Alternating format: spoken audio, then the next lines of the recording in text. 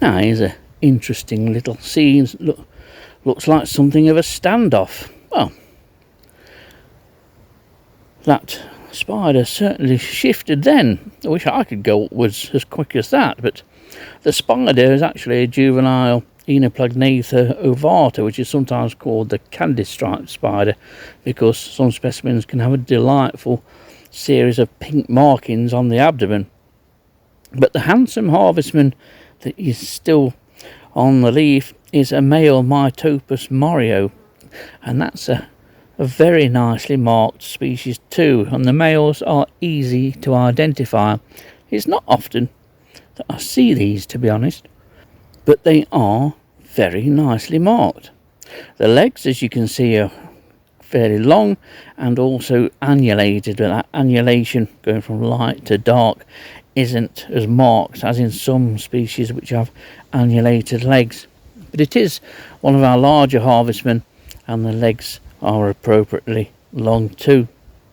But it's nothing compared to the more familiar Liberian species A, which I've featured regularly on this channel.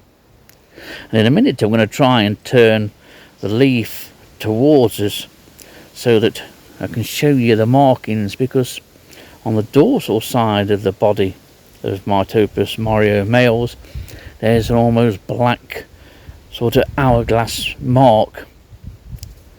But this is a nice one to find. Say, it's not a species that I find very regularly at all, and the females are quite different to these.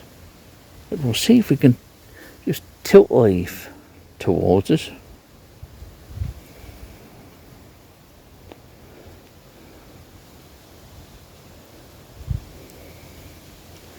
And there you can see that hourglass marking.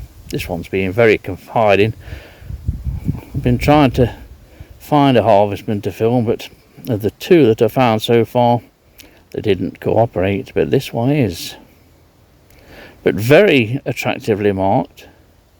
So that dark hourglass marking over from the ocularium, which is the area of the eyes, and then over the rest of the body, almost like a thin waist on this, and then the rest of the body and the trochanthers are all a pale sort of creamy colour. It's a very distinctive species and very nice to see as well. I don't think I saw one of these last year, but this is one to look out for. It usually occurs on low vegetation, so it's very recognisable. At least the males are. The females are also recognisable, but not as obvious as this chap, bedecked in his Apilione finery. But it's a handsome species, one to look out for in the woodlands now. Most of Nottingshire's records are in more wooded and rural habitats. I've not had this species in garden, and I don't think I've had it in any sort of urban setting.